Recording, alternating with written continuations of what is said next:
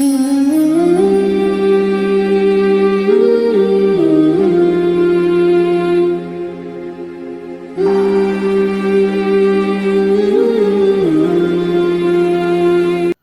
lanjutkan masih menyangkut tentang fadilah mengingat kematian. Fadilah dari memperbanyak mengingat kematian, seperti sebelumnya kita membicarakan tentang kisah Sayyidatuna Aisyah dengan seorang perempuan yang menanyakan solusi dari kerasnya hati. Jadi perempuan mengadu ke Sayyidatuna Aisyah tentang keras hati. Akhirnya Sayyidatuna Aisyah memberikan solusi. Kata beliau, aktsiri dzikral maut, banyakinlah mengingat kematian. Akhirnya beliau melakukan yang kemudian beliau menemukan hasilnya. Akhirnya lembut hati beliau. Kemudian beliau mendatangi Sayyidatuna Aisyah untuk berterima kasih. Dan juga dikisahkan Sayyidina Isa alaihi salam itu beliau kalau ada yang menyebutkan tentang kematian di samping beliau, pori-pori beliau mengeluarkan darah. Saking takutnya terhadap kematian sampai pori-pori mengeluarkan darah. Juga Sayyidina Daud alaihi salam. Ini para anbiya semuanya. Bagaimana? Padahal para anbiya itu pasti dijamin masuk surga oleh Allah. Tapi walaupun demikian mereka sangat takut terhadap kematian. Sayyidina Daud alaihi salam kalau ada yang menyinggung masalah kematian ataupun masalah kiamat di depan beliau bakal menangis hatta tankhali' awsaluhu, yang sekiranya ini seolah-olah ini terlepas, ini setiap sendi-sendi beliau kayak mau terlepas saking takutnya. Baru fa idza dzakara rahmah, apabila beliau mengingat rahmat Allah, raja'at ilaihi nafsu, baru jiwanya kembali. Yang dasarnya saking takutnya seolah-olah tulang beliau mau terlepas.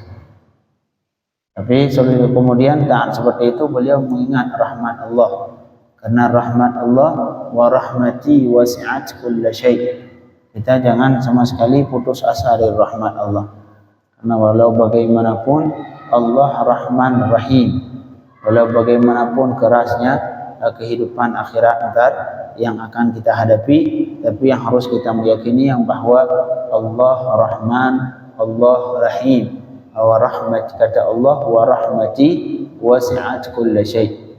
Sebelumnya Allah mengatakan qala adzabi usibu bihi man asya'. Azabku, kata Allah, aku timpakan terhadap siapa saja yang aku kehendaki. Sedangkan rahmat tidak. Wa rahmati wasi'at kulla syai'. Giliran rahmat tidak ke satu dua orang, tapi wa rahmati meratai ke seluruh perkara. Itu rahmat Allah Subhanahu wa taala. Jadi selalu mengingat rahmat Allah seperti halnya Sayyidina Daud alaihi salam. Jadi giliran mengingat kematian, beliau saking takutnya hampir sendi-sendi beliau terlepas. Tapi di saat demikian beliau mengingat rahmat Allah, baru kembali jiwanya, tenang kembali beliau. Tidak terlalu takut seperti di awal. Itulah kehidupan para anbiya. Makanya dalam Islam dituntut dua perkara, kata ulama. Yang pertama khauf, yang kedua raja. Khauf artinya takut ke azab Allah. Raja artinya mengharap rahmat Allah. Jadi dua-dua digabung. Kata ulama, khauf dan raja ini ibarat dua sayap bagi seekor burung. Burung tidak mungkin terbang dengan satu sayap. Maka khauf dan raja harus berbarengan, berjalan dua sekaligus, takut ke azab Allah dan mengharap rahmat Allah. Kenapa harus takut azab Allah? Karena kalau misalkan kita cuma mengharap rahmat Allah, tidak takut ke azab Allah, entar terlalu menganggap enteng. Kan Allah Rahman Rahim, Allah Maha Pengampun, Allah Maha Penyayang. Udah lakukan apa saja sudah.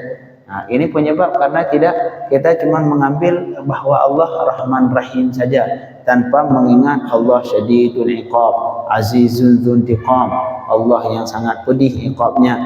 Banyak ayat-ayat yang menyinggung tentang neraka Allah Subhanahu wa taala yang sangat pedih. Tapi begitu juga sebaliknya orang yang terlalu mengedepankan masalah azab.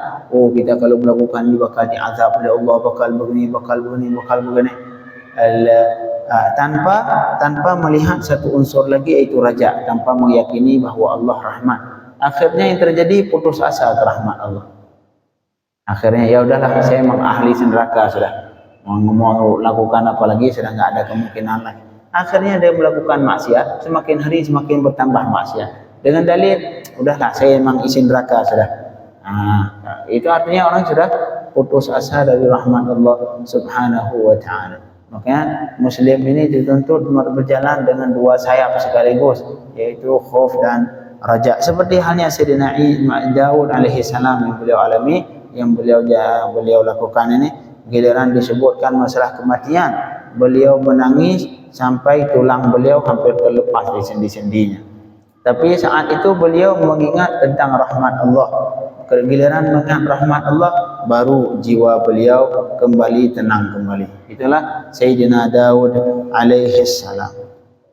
Malahan Sayyidina Al-Hasan berkata, "Ma ra'aitu aqilan illa asabtuhu minal mauti hadiran wa alaihi hazinan."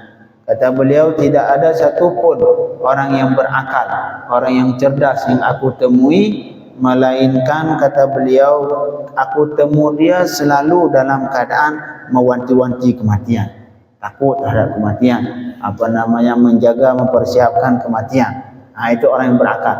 Kata beliau, kata Sayyidina Al-Hasan, semua orang akal yang berakal, yang cerdas yang aku temui, semua dari mereka yang selalu mengingat kematian, tak khawatir terhadap kematian, selalu dalam mempersiapkan untuk bertemu dengan Allah Subhanahu wa taala. Kemudian juga Sayyidina Umar bin Al-Aziz yang kita kisahkan sebelumnya, beliau ketika meminta nasihat ke salah satu ulama, ke salah satu aulia, yang nasihat beliau meminta nasihat pertama, kamu wahai Umar bin Al-Aziz adalah khalifah yang pertama yang mati. Kemudian kata beliau, tidak, aku semua dari bapak kamu, kakek kamu sampai Nabi Adam semuanya meninggal. Semuanya mereka merasakan kematian, dan yang pasti giliranmu juga bakal datang, wahai Umar bin Abdul Aziz.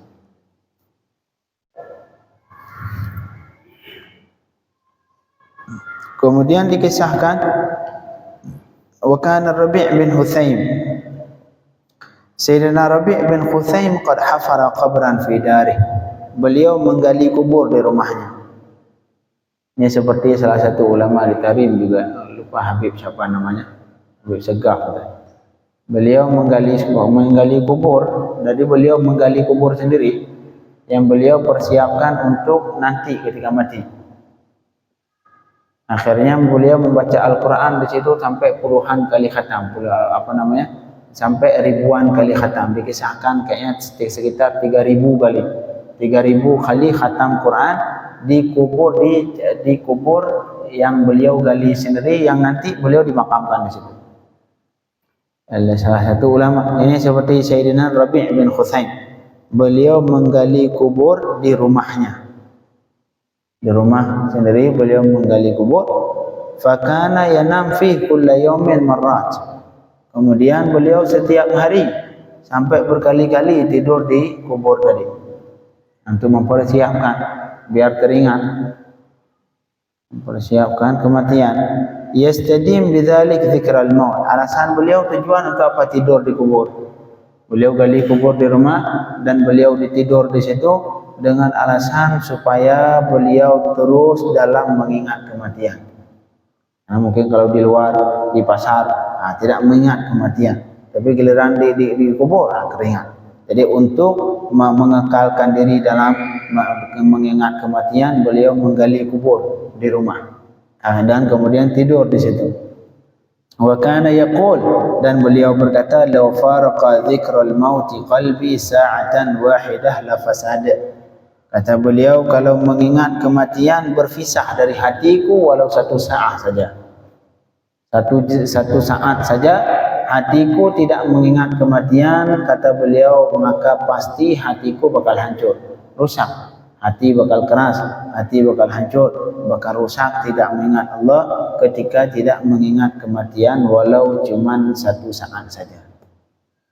Makanya untuk mendidik hati, yang pertama untuk mendidik hati kita supaya selalu mengingat Allah, paksakan hati untuk mengingat kematian.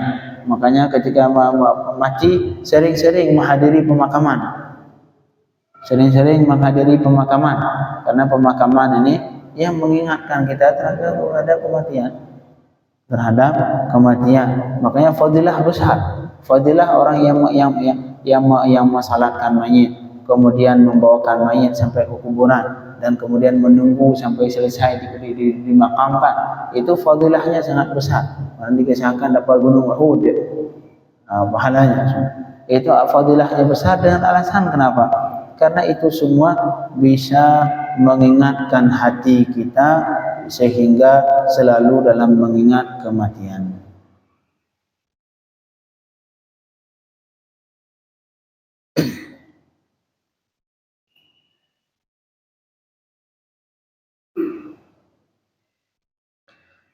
Kemudian Sayyidina Umar bin Abdul Aziz juga ketika beliau menasihati salah satu kawannya, Ambasah namanya. Ini diriwayatkan oleh Imam Al-Baihaqi dalam kitab Zuhdul Kabir. Kata Khalifah Umar bin Abdul Aziz, aksir zikral maut, wahai Ambasah, banyakin mengingat kematian. Kenapa? Fa in kunta wasi'al 'aish dayyaqahu 'alaik. Kalau misalkan hidup kamu ini mewah, kaya, banyak uang, berleha-leha dengan kesenangan dunia, maka dayyaqahu 'alaik.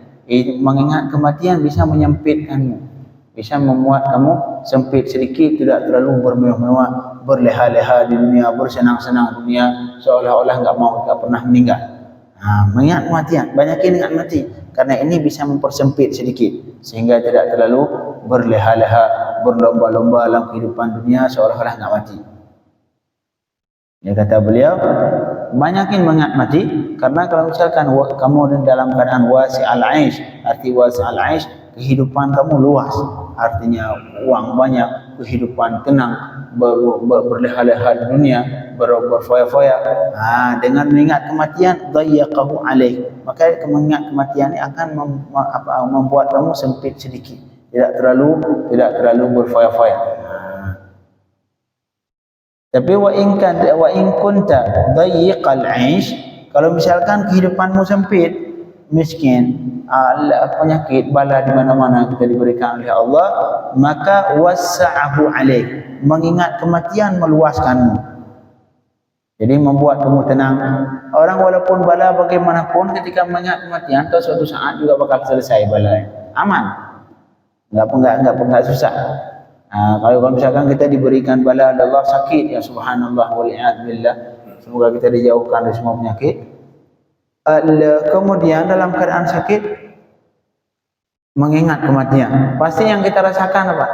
Ntar sakit ini juga bakal berhenti, ada batasnya, yaitu ketika mati selesai.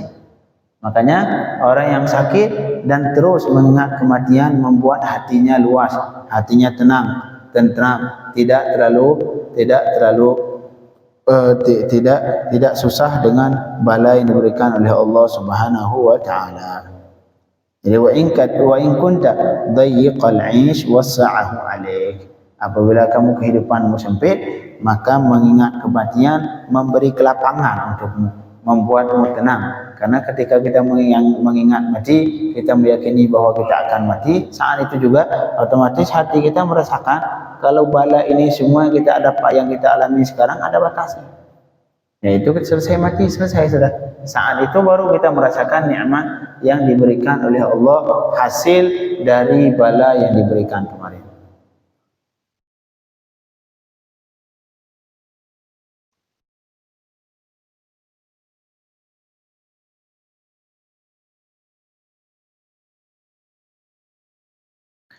Kemudian Abu Sulaiman Ad-Darani berkata ke Ummi Harun, ini kayaknya Harun Ar-Rasyid, ke ibunya, bukan Harun, ibunya Harun.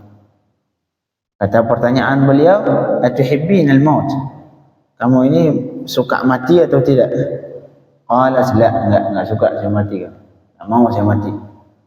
Walima, kenapa? Qalat law asaitu adamiyan. Ini jawaban beliau, aku enggak mau mati.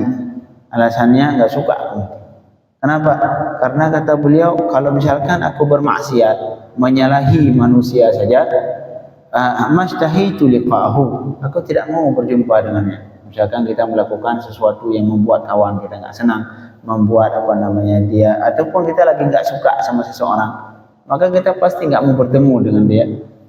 Fa kaifa uhibbu liqa'ahu wa qad asaituh, maka bagaimana aku mencintai bertemu dengan Allah sedangkan aku bermaksiat kepadanya. Ini contoh beliau yang kisah kemarin, yang hadis salah satu orang yang tidak termasuk dalam ancaman Rasul, man kariha liqa Allah karihallahu liqa'ahu. Itu hadis. Siapa saja yang membenci ataupun tidak suka bertemu dengan Allah, maka Allah juga tidak suka bertemu dengannya. Artinya apa? Kita tidak suka bertemu dengan Allah karena kita enggak mau mati. Enggak mau mati, terus menjauhi mati. Enggak pernah ingat mati. Kalau disinggung mati marah. Kalau misalkan lagi sana, kalau ada yang singgung kalian bakal mati, enggak mau. Seolah-olah ketika mendengar kalian mati seperti halnya mendengar petir. Sesuatu yang membuat dia enggak senang. Man, siapa saja yang tidak suka bertemu dengan Allah, dengan mati otomatis. Karena bertemu dengan Allah, mau tidak mau harus mati dulu. Maka hukumnya juga sebaliknya, Allah tidak suka bertemu dengannya. Artinya apa? Ketika Allah tidak suka bertemu dengan kita, sama dengan tempat kita di neraka. Tempat kita di neraka. Karena seseorang yang masuk surga pasti akan bertemu dengan Allah Subhanahu wa taala. Kecuali ini ancaman Rasul, orang yang tidak suka bertemu dengan Allah artinya membenci meninggal, membenci kematian, tidak suka mendengar kematian, itu tempatnya Allah juga tidak suka bertemu dengannya. Kecuali satu orang yang tidak suka meninggal dulu karena karena belum siap, dikarenakan beliau belum bertaubat dan belum mempersiapkan bekal untuk meninggal. Nah, itu boleh. Ini boleh bagi dia itu tidak mau meninggal. Kenapa enggak mau meninggal? Saya enggak mau meninggal karena belum selesai taubat masih setengah-setengah, kemudian amalan belum sempurna. Cuman untuk mengetahui apakah dia benar-benar seperti itu, ingin mempersiapkan atau tidak, dia tidak mau meninggal, apakah seperti yang dia katakan, dia mau mempersiapkan dulu, kemudian mau bertaubat dulu, benar atau tidak perkataannya itu, bohong atau tidak, kita lihat kehidupan dia. Apabila kehidupan dia kita lihat selalu dalam mempersiapkan untuk kematian, berusaha menjauhkan dilarang oleh Allah, berusaha sebisa mungkin memperbanyakkan amalan, ini baru benar berarti. Ini orang berarti benar tidak mau meninggal karena ingin mempersiapkan dulu. Sedangkan kalau kita lihat hidupnya sibuk berfoya-foya sini terbang sana terbang sini, foya-foya terus, kemudian mengatakan saya tidak mau meninggal dulu karena saya belum bertaubat, ingin mempersiapkan, bohong. Itu bohong. Karena semuanya likulli syai'in alamah. Semua perkara itu ada tandanya. Tanda orang-orang yang tidak mau meninggal dulu karena ingin mempersiapkan, yaitu kehidupannya apakah kesibukannya dalam mempersiapkan atau tidak. Apabila kesibukan sehari-harinya dalam mempersiapkan bekal mati, itu baru benar. Benar kalau dia tidak mau meninggal dulu karena ingin mempersiapkan. Tapi kalau kita lihat kehidupannya tidak sama sekali mempersiapkan kematian, tidak mempersiapkan bekal untuk mati, ini sama dengan bohong. Yang dia mengatakan kalau dia ingin mempersiapkan dulu, tidak mau meninggal dulu, semuanya itu bohong. Makanya seperti Ummi Harun ini, seperti beliau termasuk orang yang tidak mau meninggal dulu karena beliau ingin mempersiapkan dulu untuk bertaubat kepada Allah Subhanahu wa taala. Kemudian kata Imam Al-Ghazali rahimahullah, salah satu jalan untuk mengingat kematian dalam haji, yang pertama memperbanyak mengingat kawan-kawan kita yang telah meninggal. Wa auqa'u tariqin fi, kata beliau, jalan yang paling cocok, yang paling bagus dalam mengingat kematian, an yukthir dzikra ashkalihi wa aqranihi alladhi madaw qablah, yaitu dengan memperbanyak mengingat kawan kita yang saat yang dulu bareng dengan kita ke masjid bareng, salat di satu saf bareng, main bareng, ngobrol bareng. Ingat mereka itu yang telah meninggal.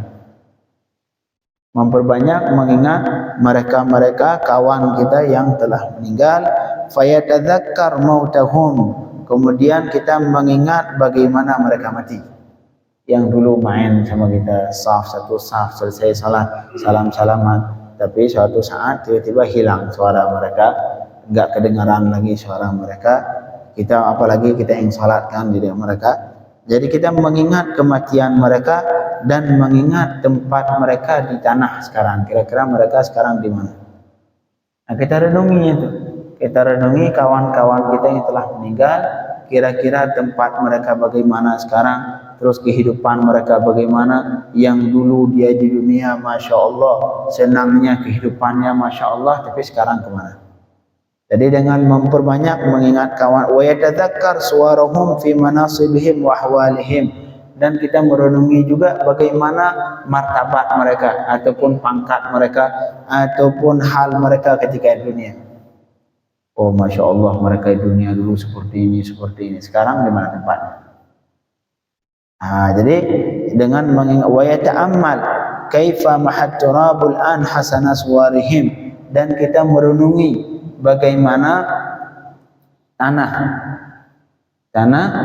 menghilangkan rupa mereka yang awalnya ganteng, Masya Allah, badannya kekar, sekarang hilang semua, mukanya hilang dimakan ulat, semua hilang, tinggal tulang belulang, dan tulang belulang juga suatu saat akan habis dengan sendirinya.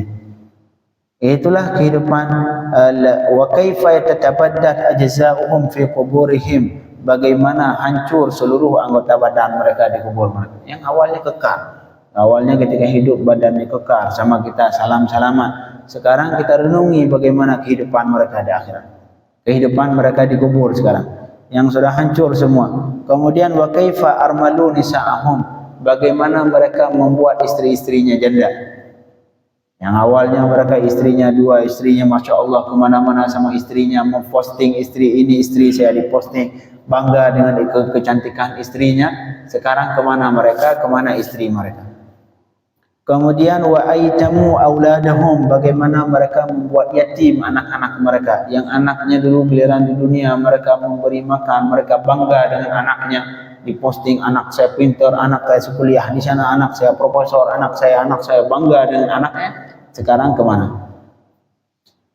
Kemudian wa dhayya'u amwalahum, kita renungi bagaimana mereka menyia-nyiakan harta mereka yang di dunia dikumpulkan, gaji per bulan dikumpul, ditabung di deposito. Akhirnya mati. Siapa yang ngambil deposito? Anak. Dihabisin anak. Istrinya, anaknya. Diambil sama istrinya buat nikah lagi sama suami yang lain. Habis. Kita nabung deposito. Deposito kita tabung, deposito 200 juta, 1 miliar taruh di bank. Sampai 10 tahun atau 2 tahun, akhirnya kita mati, yang habisnya anak.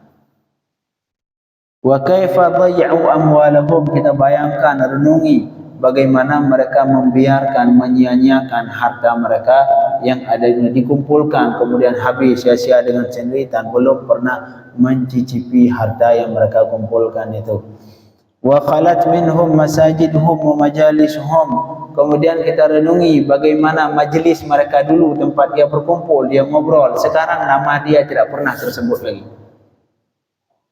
Kita renungi itu kawan-kawan kita yang dulu dia Masya Allah nama dia dikenang, nama bapak itu, bapak itu, bapak. Setelah mati selesai. Tak pernah lagi bila lagi ngobrol kita duduk, tak pernah lagi kita dengar nama dia disebut-sebut. Bagaimana hilang jejak sudah. Jangankan di kalangan orang lain, di kalangan keluarga sendiri antara anak istri tidak pernah lagi menyebut nama beliau. Tak tahu lagi, hilang jejak, seolah-olah jadi batu sudah, hilang sudah. Bagaimana itu semua? Khalat minhum masajidhum wa majalishum. Majlis yang mereka duduk dulu di kawan-kawan, semua nama dia Masya Allah besar nama di kalangan kawannya. Sekarang setelah dia mati, di mana nama dia? Ketika kita datengin majlis yang dia duduk dulu, yang dia ketua majlis dulu di situ. Giliran mati, semua majlis dia dulu tidak pernah lagi menyebut nama dia. Hilang jejak sudah. Itulah makhluk ketika mati. Manusia wang qata'at atharuhum, bagaimana semua kebaikan semua yang dia lakukan hilang semua, jejak dia hilang semua. Wang qata'at atharuhum, semua jejak dia hilang sudah, hilang habis. Begitulah bentuk orang setelah meninggal. Sering kita renungi kawan-kawan kita seperti itu, yang dulu Masya Allah anaknya bangga dengan anaknya, bangga dengan istrinya, bangga dengan rupanya, kemudian bangga dengan hartanya. Sekarang kemana semua? Hilang semua, sampai namanya saja hilang dari permukaan bumi, tidak pernah ada lagi yang menyebutkan. Padahal dia dulu dalam majlisnya dia jadi ketua majelis, tapi sekarang hilang, jejaknya hilang semua. Begitulah dengan kita merenungi kawan-kawan kita yang seperti itu, akhirnya timbul dalam hati untuk selalu mengingat kematian dan kemudian mempersiapkan bekal untuk mati. Karena walau bagaimanapun kawan sedekat apapun di dunia, setelah mati semuanya pisah, tidak ada lagi yang menyebut nama kita. Yakini, makanya tidak perlu kita mencari ridha manusia, enggak butuh. Ridha manusia terbatas. Tidak perlu mencari ridha manusia, karena hubungan seseorang dengan manusia dengan mati selesai, putus sudah. Makanya hilang jejak. Merenungi sebanyak mungkin, sesering mungkin kawan-kawan kita yang telah meninggal duluan, yang dulu bagaimana mereka Masya Allah, sekarang di mana jejak mereka? Terhapus semua, harta mereka dihabisin sama anaknya, kemudian tanah mereka, rumah mereka, semua bagaimana bentuk mereka dulu ganteng, badannya kekar, sekarang kemana? Hancur semua di dalam tanah Allah Subhanahu wa Ta'ala. Dengan begitu, insya Allah hati kita akan merasa takut dengan kematian. Merasa takut dengan kematian, merasa khawatir dengan kematian. Akhirnya kita selalu mempersiapkan untuk mati. Allahumma amitna ala tamamil iman wal islam birahmatika ya arhamar rahimin. Wa sallallahu ala sayyidina Muhammadin wa alihi wa sahbihi wasallam. Walhamdulillahi rabbil alamin.